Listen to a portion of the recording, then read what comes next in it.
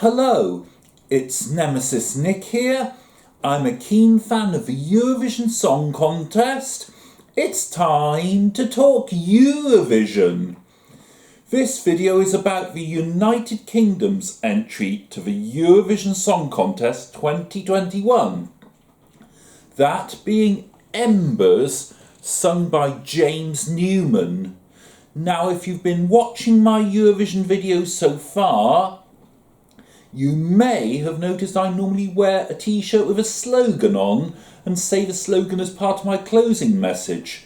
However, being as I'm reviewing the UK's entry, it's only appropriate that on this occasion I wear this United Kingdom Worldwide Originals t-shirt with pride.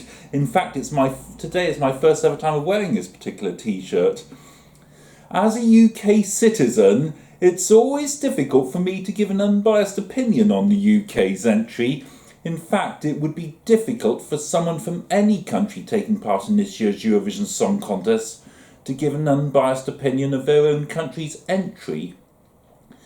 Anyway, I first saw a preview video soon after it was released, and on another day I watched it several times in succession. As you will probably remember, James Newman was going to represent the UK in the Eurovision Song Contest last year with the song My Last Breath, but sadly the contest was cancelled and James never had the chance to perform My Last Breath in Rotterdam in May last year. No one will ever know how well or badly My Last Breath would have scored there. Back to this year's UK entry. From the first time I saw the preview video of Embers, it seemed a much livelier song than My Last Breath. Today I've watched the video of My Last Breath once, up against several more viewings of Embers.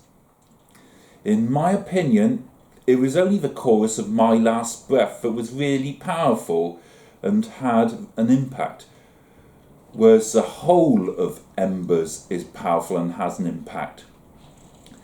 The opening notes of Embers hint that a lively song is about to follow. The first verse and pre-chorus both have a good beat, and furthermore I like the noticeable rise and fall in the pitch of James's voice without going to extreme high and low pitches. The song really comes into its own during the chorus. By far this is the part of a song that is most memorable and most powerful. The greatest impact is in the lines, "Out of the embers, you and I are gonna light up the room. Out of the embers, there's a fire burning for you." And I noticed the way he really emphasises the word embers.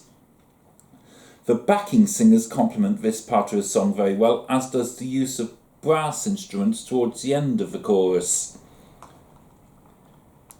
The beat and manner of performance in the second verse and pre-chorus are similar to earlier in the song. After that is a second instance of the chorus. Altogether, a lively, catchy and powerful disco song with a good beat throughout. The question is, how will Embers score at this year's Eurovision Song Contest?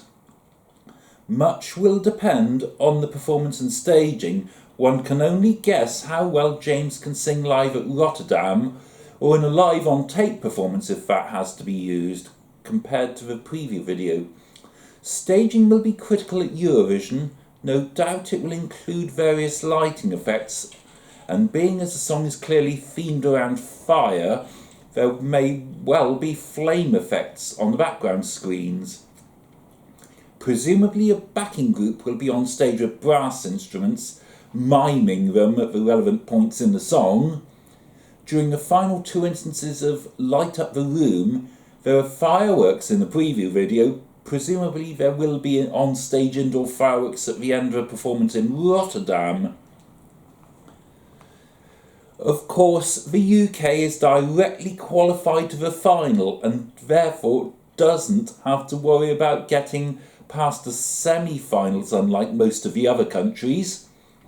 Nonetheless, even casual TV viewers who only watch the Eurovision Song Contest Grand Final and don't bother with the semi-finals, let alone preview any of the songs beforehand, should be able to remember this quite well once all the 26 finalists have been performed, regardless of its starting position. Remember, some people, when they watch the Eurovision Song Contest Grand Final, that will be their first ever time of seeing or hearing the UK's entry or any of the other finalists.